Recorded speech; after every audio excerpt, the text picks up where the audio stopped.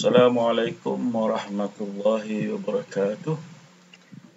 Kali ini kita akan bincangkan topik 6, tenaga nuklear. Yang pertama, kita tengok dahulu subtopik 6.1, bahan radioaktif.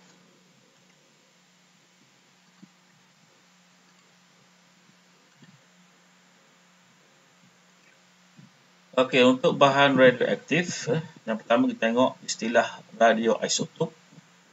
Mana istilah radioisotop ini bermaksud isotop unsur radioaktif yang tidak stabil yang akan mengalami perebutan. Jadi perkataan radioisotop ini berasal daripada dua patah perkataan. Yang pertama radio yang merujuk kepada gelombang, manakala isotop pula merujuk kepada mana-mana unsur yang mempunyai nombor proton yang sama tetapi berbeza dari segi nombor neutron ataupun nombor nuklear. Okey, yang kedua, bahan radioaktif adalah bahan yang mengandungi nukleus yang tidak stabil. Maksudnya di sini dalam nukleus kita dah belajar dalam nukleus ada unsur proton dan juga unsur neutron. Jadi jika ia tidak stabil, maka akan berlaku proses perubahan dari segi nombor nukleon ini, di mana bahan ini akan cuba untuk mencapai kestabilan. Jadi proses perubahan nombor nukleon ini yang berlaku pada nukleus unsur ataupun mana-mana atom sekalipun, kita panggil sebagai perebutan. Okey, sekarang kita tengok contoh bahan radioaktif. Yang pertama, kita ada karbon 14. Karbon 14, nombor 14 ini merujuk kepada nombor nukleon. Jadi nombor yang besar ini merupakan nombor nukleon. C ini merupakan simbol untuk karbon. Manakala 6 ini adalah nombor proton. Jadi isotop ini dia mempunyai nombor proton yang sama tetapi berbeza dari segi nombor neutron ataupun nombor nukleon. Jadi sebagai contoh untuk karbon, kita ada 3 jenis karbon. Kita ada karbon 12, maksudnya dia punya nombor nukleon adalah 12. Kemudian kita ada karbon 13, di mana nombor nukleonnya adalah 13, tetapi yang bersifat radioaktif adalah karbon 14. Okey, selanjutnya kita ada iodine 131. Ini nombor unsurnya dalam jadual berkala. I untuk iodine, 131 untuk nombor nukleon, 53 untuk nombor proton dia. Jadi ada lagi unsur iodine selain daripada 131, tetapi yang bersifat radioaktif adalah iodine 131. Seterusnya kita ada kobalt 60. Kobalt 60, nombor 60 ni seperti biasa merujuk kepada nombor nukleon, iaitu bilangan proton tambah bilangan neutron dalam nukleus. Dan 27 mewakili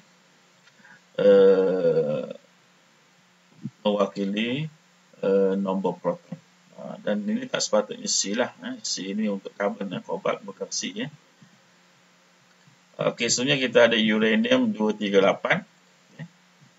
Jadi nama dia juga datang daripada jumlah nukleon dia, 238.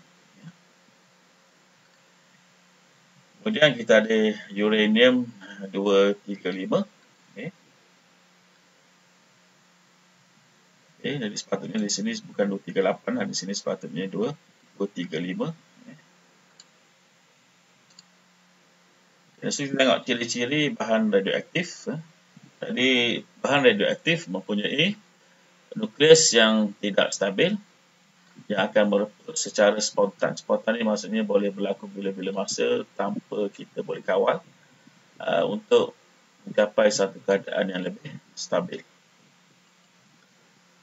Yang kedua, apabila bahan radioaktif mereput, ia akan membebaskan banyak tenaga bersama dengan sinaran radioaktif yang berbahaya. Maksudnya bila dia mengecilkan nombor nukleon dia akan bebaskan banyak tenaga. Okay? Dan bersama tenaga tersebut kita akan dapati ada sinaran radioaktif. Di sini bahan X ini akan membebaskan satu sinar dinamakan sebagai sinar gamma. Jadi sinar gamma ni antara sinar radioaktif yang sangat kuatlah. Dan juga dia akan bebaskan sinaran alfa dan juga beta. Jadi tiga sinaran ini akan dibebaskan oleh mana-mana unsur yang berlaku padanya proses perebutan. Proses perebutan yang membebaskan bahan sinar radioaktif.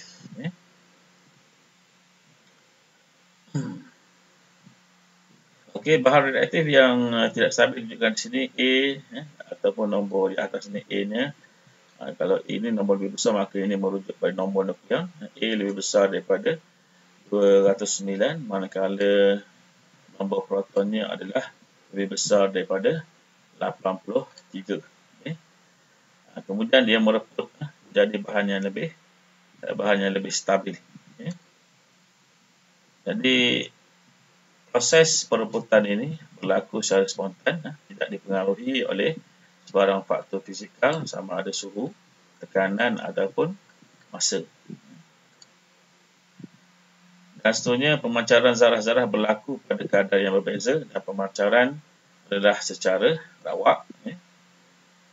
Jadi Y boleh menjadi unsur yang sama atau berbeza daripada X. Jadi ini bergantunglah pada perubahan nombor nukleon yang berlaku pada X tersebut. Okey, seterusnya perebutan radioaktif.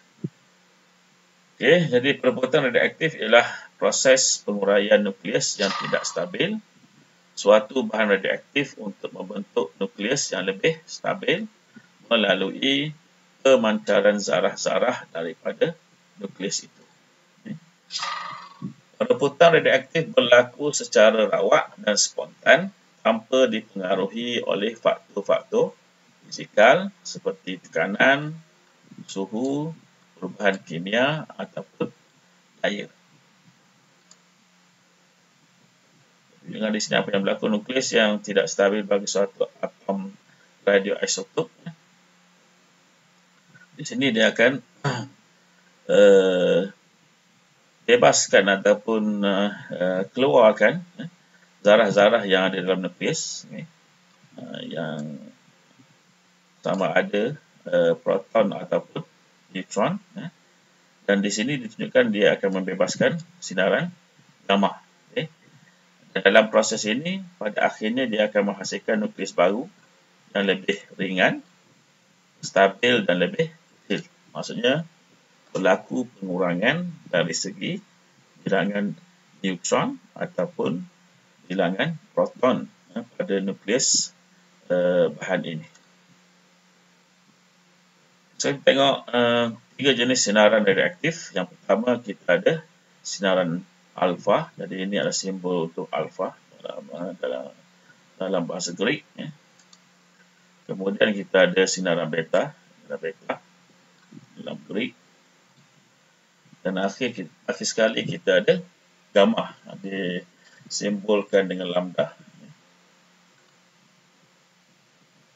Sekarang ciri-ciri sinaran radioaktif. Jadi ini sangat penting untuk kamu ingat mengenai ciri-ciri sinaran radioaktif ini. Okey, untuk sinar alfa, dia merupakan nukleus helium. Sinar beta pula, dia merupakan pencairan elektron. Manakala untuk sinar gamma pula, dia daripada jenis gelombang elektromagnet. Okey, seterusnya dari segi jisim, sinar alfa merupakan sinar yang paling berat atau tinggi jisimnya. Sinar beta paling ringan. Manakala untuk gelombang elektromagnet iaitu sinar gamma, dia tidak mempunyai isim kerana dia adalah gelombang elektromagnet. Contohnya untuk cas dia, sinar alfa dia bercas positif, sinar beta bercas negatif, manakala sinar gamma pula adalah bersifat neutral. Dari segi kelajuan, sinar alfa adalah sinar yang paling perlahan di antara ketiga-tiganya ni. Sinar beta laju, manakala sinar gamma pula sangat laju. Hal lajunya adalah sama seperti hal laju cahaya. Okey, kuasa pengayonan. Kuasa pengayonan untuk sinar alfa adalah tinggi. Sinar beta adalah sederhana. Manakala untuk sinar gamma pula adalah rendah.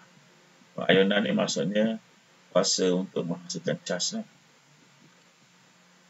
Seterusnya kuasa penembusan untuk sinar alfa rendah, di mana sinar alfa boleh dihalang dengan sehelai kertas pada ketebalan tertentu. Kemudian untuk sinar beta sederhana, boleh dihalang dengan kepingan aluminium setebal 5 mm. Ini syarat dia. Paling minima pun 5 mm untuk menyekat sinaran beta. Manakala sinar gamma pula, kuasa penembusannya tinggi, boleh dihalang dengan logam plumbum setebal 25 mm. Dan sinar gamma juga boleh dihalang oleh konkrit yang tebal. Konkrit ini maksudnya dinding yang dibuat daripada simen, tapi mesti tebal. Okey, seterusnya dari segi kesan medan elektrik, sinar alfa terpesong menjauhi plat negatif. Dia terpesong menjauhi plat negatif. Manakala untuk sinar beta pula terpesong menjauhi plat positif. Sinar gamma oleh kerana dia adalah neutral, dia tidak akan terpesong. Maksudnya untuk kesan medan magnet, sinar alfa dia akan terpesong kerana dia ada charge. Sinar beta juga akan terpesong kerana dia pun ada charge. Tetapi untuk sinar gamma oleh kerana ianya neutral, tidak ada charge, maka dia tidak terpesong.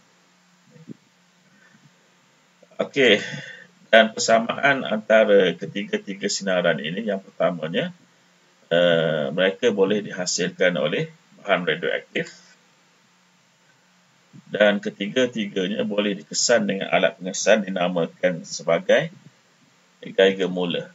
Geiger Müller ini adalah satu alat yang digunakan untuk mengesan kehadiran sinaran radioaktif. Sekarang kita tengok satu eksperimen ringkas yang menunjukkan mengenai kuasa penembusan sinaran alfa, beta dan gamma. Jadi ini antara subtopik lah yang selalu ditanya dalam soalan SPM mengenai kuasa penembusan sinar alfa, beta dan gamma. Dan biasa diagram pun dia menggunakan diagram yang hampir sama dengan inilah. Okey, ditunjukkan di sini. Di sini kita ada alat pengesan untuk mengesan jenis zarah sinar tersebut. Jadi yang pertama, bila kita tembakkan dengan sinar alfa, okay, dia bergerak dengan hal laju yang perlahan yang pertamanya, dan dia tidak boleh menembusi kertas ini. Okay, maksudnya kertas ini dapat menghalang sinaran alfa. Okay. Sinaran beta pula yang bergerak dengan hal laju yang lebih daripada sinar alfa boleh menembusi kertas, tapi bila sampai pada lapisan yang kedua, itu aluminium, pada ketebalan 7 mm, kita dapati di sini sinar beta tidak boleh melepasi aluminium tersebut, lapisan aluminium tersebut. Dan untuk gamma pula, kita dapat lihat di sini, gamma dapat menembusi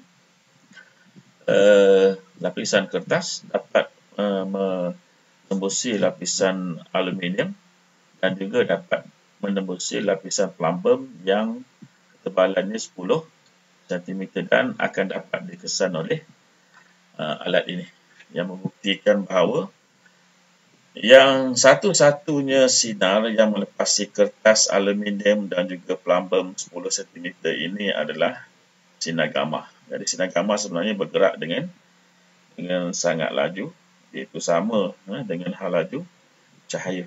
Jadi ini membuktikanlah kuasa penembusan untuk sinaran alfa, beta dan juga gamma. Jadi kesimpulannya, kita dapat buat kesimpulan di mana untuk kuasa penembusan gamma adalah paling tinggi, alfa paling rendah dan beta boleh kita katakan sebagai sederhana. Sekarang kita tengok pula kesan medan elektrik kepada sinar radioaktif yang telah kita bincangkan tadi. 3 sinar tadi, alfa, beta dan gamma. Okey, dilihat di sini, oleh kerana sinaran alfa ini adalah bercas positif, maka dia tertarik pada medan elektrik yang bercas negatif. Jadi cas yang berlainan akan saling menarik di antara satu sama lain. Jadi sinar alfa, cas positif, sinar ini akan dipesongkan menjauhi plat positif medan elektriknya ini, menjauhi ke arah plat positif. Okey, manakala untuk sinar gamma pula, oleh kerana ianya bercas negatif, maka dia akan tertarik kepada plat yang bercas positif. Jadi sinar beta bercas negatif, sinar ini akan dipesongkan menjauhi plat negatif medan elektrik.